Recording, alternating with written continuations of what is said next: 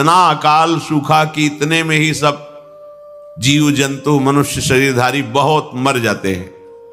भयंकर सूखा, गर्म वायु तपती हुई, बचना मुश्किल है। उसी के घर्षण से दावानल, बड़े बड़े वनों में आग लग जाती है। पानी बूंद नहीं, न तालाब में, न कुआं में, न सरोवर में, न सरिता में, सब उष्ण ताप से सूख जाता है।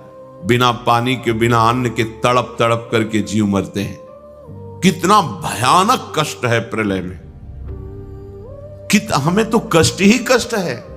अगर मुक्त नहीं होते तो कष्ट ही, मरना कष्ट, जीना कष्ट, फिर जन्मना कष्ट, फिर रोग कष्ट, विषाद, हर्ष, शोक, भय, मान, अपमान, पूरा जीवन, पूरे जन्म के जन्म जब विचार करके देखो तो यहां कष्ट के सिवा कुछ हाथ नहीं लगता है। पूरा जीवन हो गया कमा के, मर गए, फिर कुछ नहीं, फिर नई पढ़ाई, नई योग्यता, नया धन, नया परिवार, फिर मर गए, फिर न, कब से चल रहा है। भगवत प्राप्ति अनिवार्य है।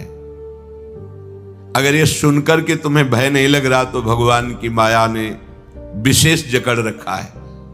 कहां हम जाएं? एक ही जगह है, भगवान की शरण।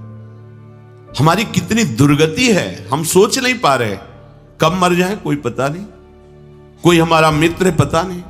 हम जिसे मित्र समझते हैं वो धोखा दे रहा है, वो शत्रुता का कार्य कर रहा है। जिसे हम सगे संबंधी वो सब स्वार्थ में। कौन है मेरा, क्या है मेरा? विचार करोगे तो अभी भयभीत हो जाओगे।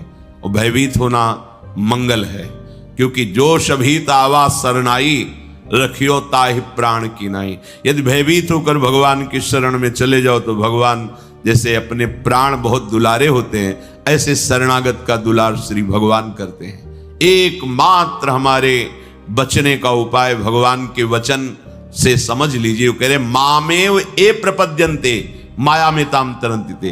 केवल मेरी शरण हो जाओगे तो मैं बचा लूंगा, नहीं तो इस भव समुद्र से बचना बहुत कठिन है। बड़ा दुखदाई है, अभी समझ में नहीं आ रहा, बड़ा दुखदाई है। कार में बैठे बैठे मुस्कुराते हुए पूरा परिवार जा रहा है, अंदर से पता नहीं क्या हुआ, कार में आग लग गई, सब भुन गए, पूरा परिवार। प्रतिपल भय, प्रतिपल दुख, प्रतिपल अशांति, मृत्यु हमारे सिर पर सवार रहेगी जब तक भगवान नहीं मिल जाते। यही अवसर है, मनुष्य जन्म में आप भगवान को प्राप्त कर सकते हो। इस छोटी सी आयु में, छोटे समय में, बिना प्रयत्न के भगवान की प्राप्ति आपको हो जाएगी यदि शरणागत हो जाओ, हृदय से शरणागत हो जाओ। अभी कलियुग का परिसमाप्ति हो चुका है। सारा विश्व में मानव सभ्यता के लिए बड़ा आपद आ रहा है। कहीं जल प्रलय, कहीं भूकंप। तो यह भूकंप बढ़ता जाएगा, क्योंकि प्रभु पहले आप लोगों को सचेतन करते हैं। देश मानवों में भक्ति भाव समर्पण का जागृत हो जाए और मानव लोग ये भी समझ जाएं कि कलियुग अब नहीं रहने वाला है, अब सत्य युग आने वाला है। तो हमको क्या करना है, कैसे हम सत्य युग का मानव बनेंगे? तो सत्य युग का मानव बनने के लिए रोज त्रिकाल संध्या श्रीमद् भागवत महापुराण पठन, 16 नाम 10 अवतार, दुर्गा माधव स्तुति, माधव नाम भजन, जो मनुष्य लोग इसको करेंगे वही लोग सत्य युग के मानव बनेंगे। और सत्य युग के मानव बनने के लिए हमको ये करना जरूरी है।